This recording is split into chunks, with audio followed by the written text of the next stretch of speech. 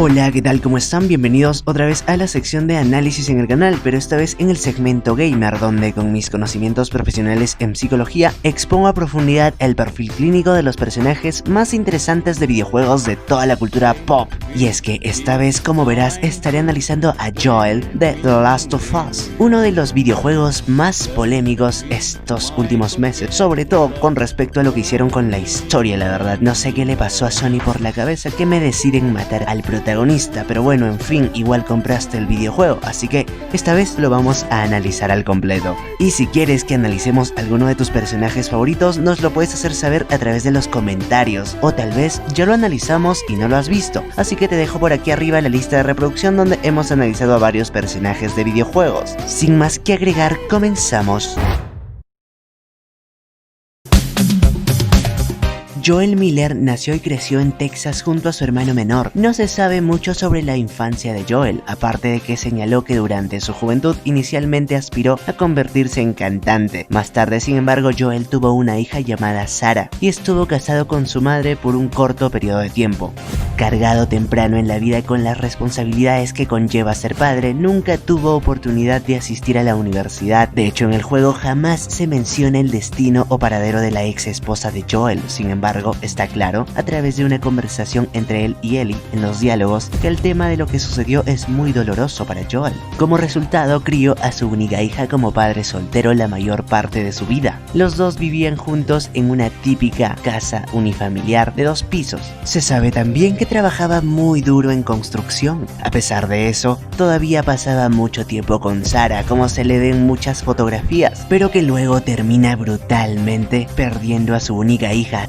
Joel es un sobreviviente a la pandemia de la infección cerebral del Cordyceps, que ha diezmado el 60% de la humanidad en todo el mundo. Después de perder a su única hija Sarah en los primeros momentos del brote, Joel se convierte en un contrabandista despiadado y cínico que finalmente se encarga de contrabandear y proteger a Ellie, una joven que es la clave para la supervivencia de la humanidad, con quien finalmente llega a formar un fuerte vínculo. Todo esto como descripción personal. A primera vista, Joel es descrito como un violento asesino brutal. Tras la epidémica plaga que asoló el país, trabajó como contrabandista, por esto tiene mucho conocimiento sobre la supervivencia en su entorno, mostrando su faceta de asesino despiadado cuando se enfrenta a amenazas hostiles. Además, le reveló a Ellie que ha estado en ambos bandos, cuando hablaba de una emboscada, dando a entender que tuvo un pasado oscuro como bandido. Debido al contexto en el que se encuentra, su sentido de la moralidad se ha visto afectado, por lo que realiza cualquier acto necesario por el bien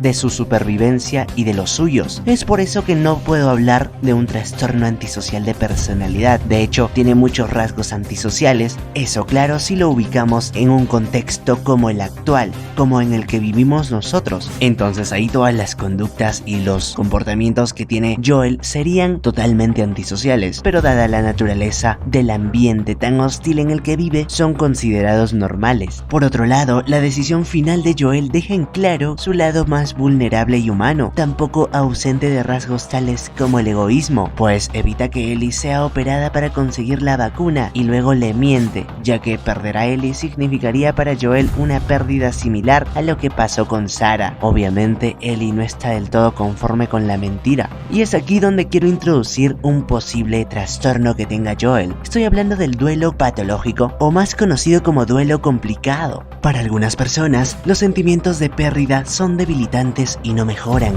incluso con el paso del tiempo. Esto se conoce como duelo complicado. Algunos síntomas pueden incluir tristeza profunda, dolor, pensamientos constantes acerca de la pérdida del ser querido, falta de confianza en otros, sentimiento de que la vida no tiene sentido ni propósito, incapacidad para disfrutar la vida o recordar las experiencias positivas. Todo esto al menos en un primer momento, dado que, en mi opinión, él ha superado el duelo patológico. Aún así, bajo mi percepción, considero que él tiene un trastorno de estrés postraumático generado por la misma razón. Estoy hablando de la pérdida de su hija, claro. Este trastorno puede durar meses, incluso años. Suelen haber episodios en donde la persona recuerda el trauma y causa intensas reacciones emocionales. Más que todo, entre los síntomas se encuentran tener pesadillas, recuerdos repentinos e involuntarios, evitar situaciones que le recuerden al trauma, forma. Esto si lo reflejamos a la historia, a la narrativa del videojuego, en Joel encontramos que él se resiste y se cierra mucho a tratar de mantener nuevas relaciones emocionales porque le recuerdan a la pérdida de su hija, cosa de la que hablaré más adelante. Además, en mi opinión, él sufre de ansiedad, todo esto a modo muy general, claro. Por otro lado, en cierta ocasión, Ellie se refiere a la salida fácil cuando ven a dos cadáveres aparentemente víctimas del suicidio, a lo que Joel responde: confía en mí. No es fácil, lo que hace pensar que Joel posiblemente se planteó seriamente ese camino tras la pérdida de Sarah, cosa que refuerza más la sintomatología del duelo complicado que él posiblemente ha vivido y, como no, algunos síntomas del trastorno de estrés postraumático. Además, claro, de que Joel en ningún momento del juego se quita el reloj de pulsera que su hija Sarah le regaló en su cumpleaños, al menos esto en los primeros minutos del juego.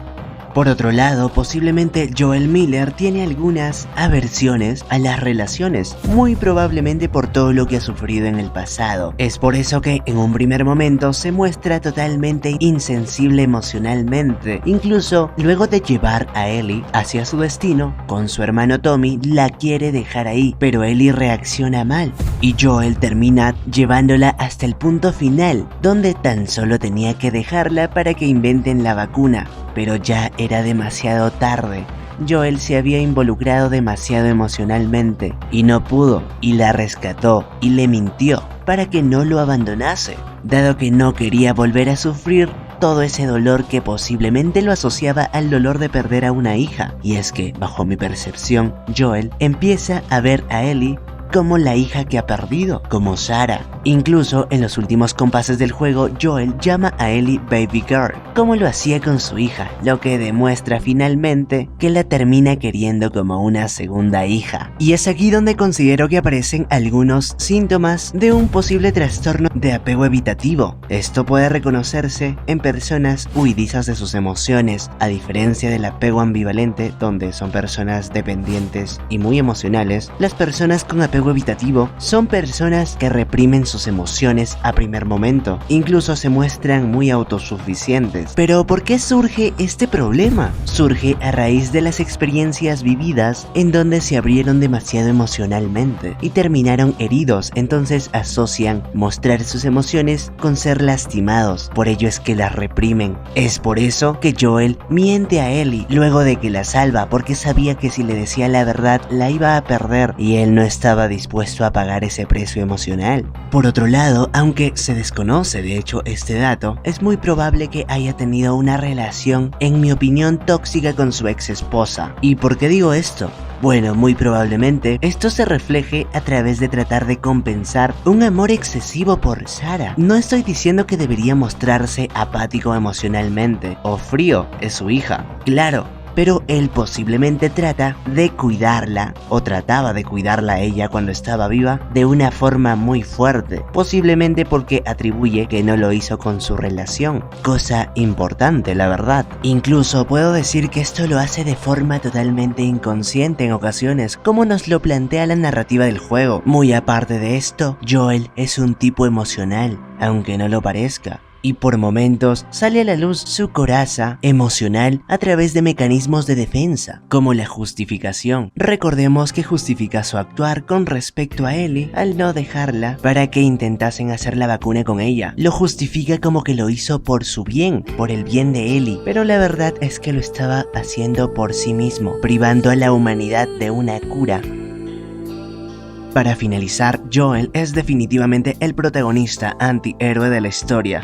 Es descrito por asesinar brutalmente a cualquiera que se atreva a desafiarlo sin importar sus afiliaciones.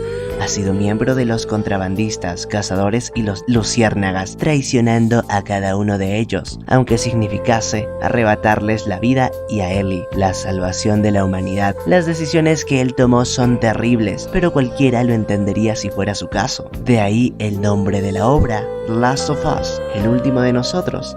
Vivió felizmente muchos años con Ellie, aún así todavía se sentía culpable por mentirle. Además, su nuevo sentido de compasión le hizo bajar la guardia, lo que le permitió a Abby y a su grupo capturarlo y torturarlo, para posteriormente asesinarlo. Tras su muerte, Ellie terminaría perdonándolo.